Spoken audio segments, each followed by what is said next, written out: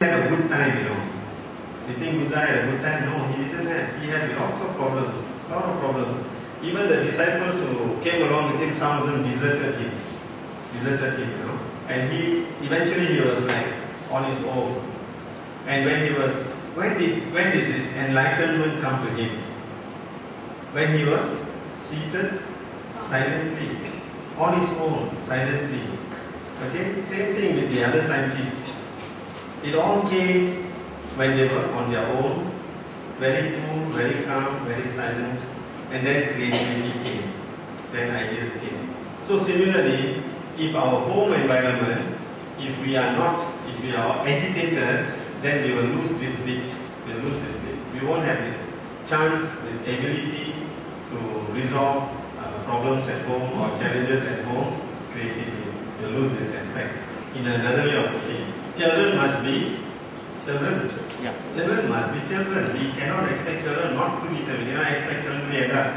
Okay, so that one we all must recognize. Okay, children must be children. They need their time to grow, their time. We were once like that, right? So that aspect we must recognize now. Okay, now this creativity we are talking about, it is drawn from within. From within, right? Correct. This creativity comes from within. Okay. This we talk about intelligence, we talk about intellect. Okay. So we say creativity is drawn from the intellect. We had our own debate, you know, lots of debates on what is intelligence and what is intellect. Okay, so this comes from the intellect part. Okay, I'm not saying intelligence no good. Okay, I can give you the difference afterwards. What is this intelligence about and what is this intellect? They are actually wound together. We cannot separate the two. Okay, but more importantly, it comes from the intellect part. Okay, when we talk about intellect, then we talk about discrimination. You can be intelligent. For example, we just saw the football match. Anybody saw the finals? All of you also, right? Stayed awake and saw, right? This French guy, last few minutes, what did he do? Headbutt the Italian, right? Okay, why did he do it? Whatever the reason. But what did the opponent do to him? What did he used his intelligence. He didn't use his intellect, you know. Italian guy, right? He used his intelligence. He's extremely smart.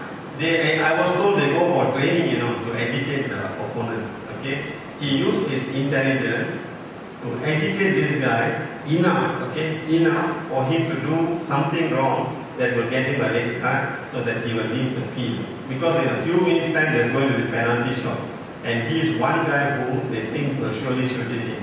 So he intelligently got rid of him. That's intelligence, smart. Okay, but we will not call it, we won't call that intellect aspect. Intellect aspect is you will discriminate. Yes, I want to win the game, but what does my conscience tell me? Is it right? Is it wrong? That means you go back within to find out the answer, whether I should do or I shouldn't do. That's the difference then. Okay, so that's why we say for us, intellect is very important. Okay, we must use our intellect for this creative part. Otherwise, we may end up manipulating, using our intelligence to manipulate our children. But as children grow up, after some time, they will understand. They will come to realize that parents are manipulating. But if you use your intellect, they will love you for it. They will not say, my parents manipulate. It comes from within. Okay? So basically, when we use our intellect, we have a lot of stored information within. So the intellect will get in to the stored warehouse within and remove this information that is within for us to creatively resolve issues at home. Okay, this applies to husband and wife as well. Okay, not only parents and children. So basically, what we are trying to say is that if you want to be creative, we know creativity is important, right? Just like food, just an example. So we need this intellect. So we need to enhance our intellect. If we enhance our intellect, we will be able to be creative. Okay, so betul. She is understanding me, my Guruji.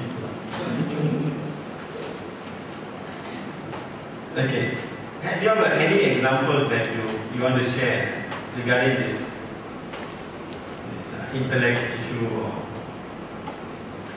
you see, we must be able to, whatever the issue at home, whatever the incidents, we must be able to have our own time to go through what happened, to find out what did I do to contribute to this problem or to this challenge. If we do not allow this little free time, mind time, then we'll continue moving without getting a chance to look back. Then for years and years and years we'll be traveling in that fashion. If we allow ourselves, okay, we normally say before I go to bed, I must start my film rolling from morning till now. What did I do? Did I do right? Did I do wrong? We must, that means every day we must self-audit ourselves. So we must self-audit for whatever happens and ask what was my contribution. If we don't do it, then we will not even realize that how we have contributed to the problem. So those of you who have got little kids, you may not know now. As the kids grow older, lower secondary, upper secondary, if you don't do self-audit, you'll get into a real mess. Because they are going to go off tangent. Because father is stubborn, mother is stubborn. They never realize that they scolded me for nothing. Okay? So they'll go off tangent. Okay? So,